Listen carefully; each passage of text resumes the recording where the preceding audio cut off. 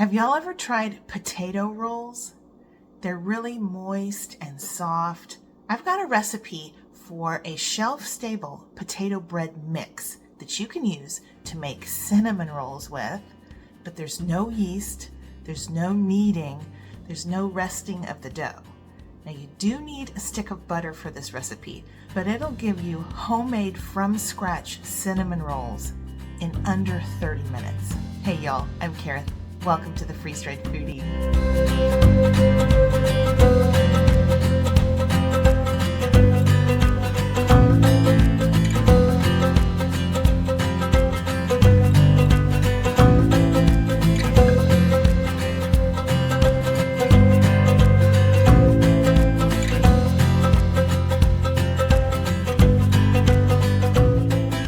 When you replace some of the flour in a bread dough recipe with potatoes, or in this case potato flakes, it increases the starches in your dough and it enables it to hold on to more moisture, which gives you a softer and a moister dough. And since this recipe is yeast free and it uses baking powder and baking soda as leaveners, that added moisture is really nice. This dough is sort of in between a biscuit and a roll, but it's not as dry as a biscuit. And nothing against biscuits. I love a good biscuit. In fact, I have a biscuit mix recipe here on my channel, but I think cinnamon rolls should have more of a roll texture, and this recipe is perfect for that. And I've got a yummy filling that's going to go in there and a nice sweet icing too. So let me show you how I put this together. I'm starting with a quart-sized jar, and this recipe just makes one tray of cinnamon rolls. I got 10 cinnamon rolls. Into the jar, I already have 2.5 cups of all-purpose flour, and to that, I'm going to add our scrambled egg mix, as well as some sugar. It's a slightly sweet dough, so there's some sugar in there. Here are our leaveners, the baking powder, baking soda, and kosher salt. Make sure your baking powder is fresh, and that baking soda will react with the buttermilk that I'm putting in here, which is so good. And in go the mashed potato flakes. Into a snack size baggie, we're going to put the filling. And I like a simple filling. I just use brown sugar and cinnamon. And of course, we're going to add some softened butter to that to make it a really nice, sweet filling. All right, let's make the icing. Into a second jar, this is a pint-sized jar. We're going to add 1.5 cups of powdered sugar and some instant milk powder, butter powder, and vanilla powder. I like a lot of icing on my cinnamon rolls, and this makes a good amount of icing. All right, so this is what you could store on your pantry shelf. And if you give this recipe a try and you like it, then I'd make up a couple of different sets of these jars and just have them on your shelf. When you're ready to make cinnamon rolls, it will only take you about half an hour, start to finish, to make homemade cinnamon rolls. It's really great. All right, when you're ready to make them, you'll need to get out a couple of different bowls. I suggest starting with the filling just so it's ready. And in that medium-sized bowl, I've got 3 tablespoons of softened butter. The other 5 tablespoons of that 1 stick of butter we're going to use in the dough. But the first 3 tablespoons are used in the filling. And you can set that aside. I got out a large bowl for the dough, emptied the mix into there, and go ahead and stir it because everything was just layered in that jar, right? I'm adding 3/4 cup of water and 5 tablespoons of melted butter. So that's the rest of that stick of butter, and I melted it. You've got the potato flakes in there. They are going to be absorbing that water and that butter, the moisture that's in there. They are going to make your dough really soft and moist. So I like to go ahead and get my hands in there so I can feel it. I'm just kind of squeezing the dough together. You might be tempted to add more water at this point, but don't. Just hold off. Continue to kind of squeeze the dough and get the rest of those crumbs and those potato flakes and that flour. Try to incorporate it all together. It should be a sufficient amount of water. At this point, you have a very soft and slightly tacky dough. It should be, I say, slightly tacky, but not too sticky. It's a little bit tacky though.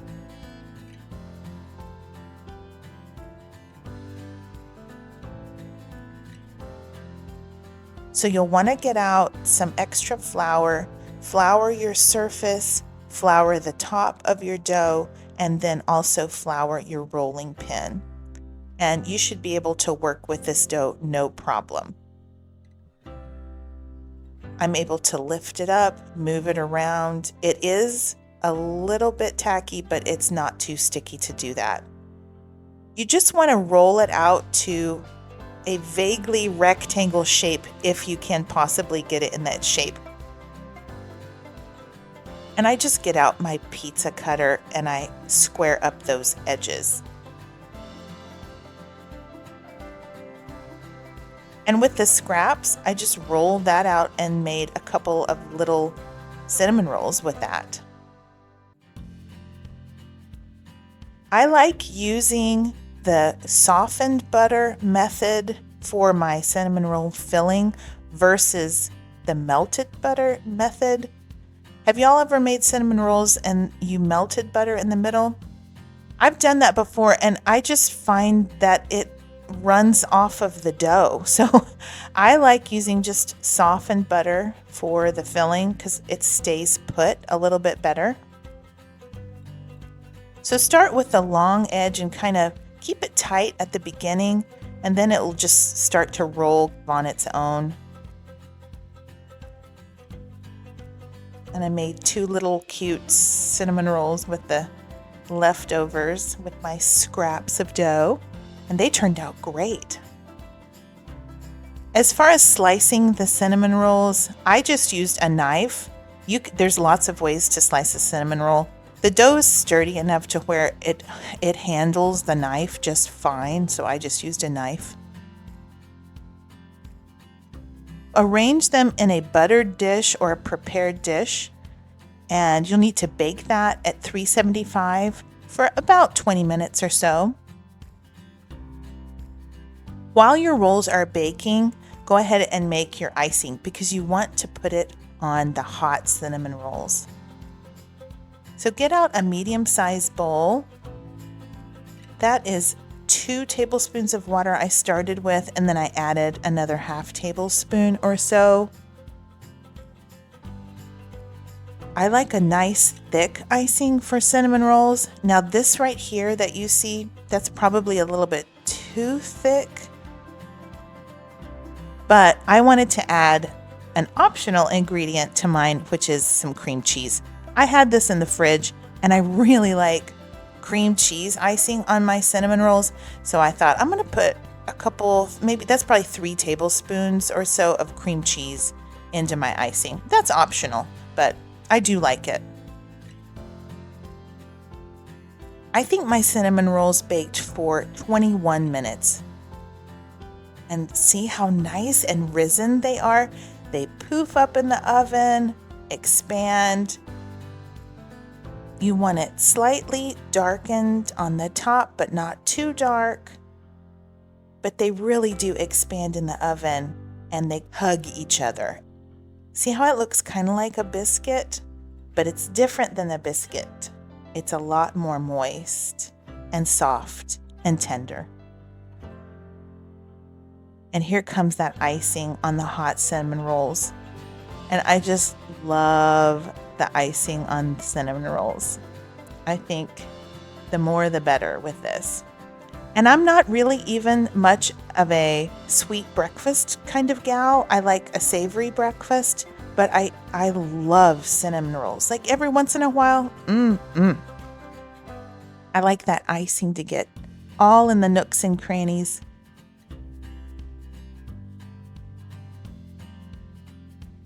And they come out of the pan just beautifully.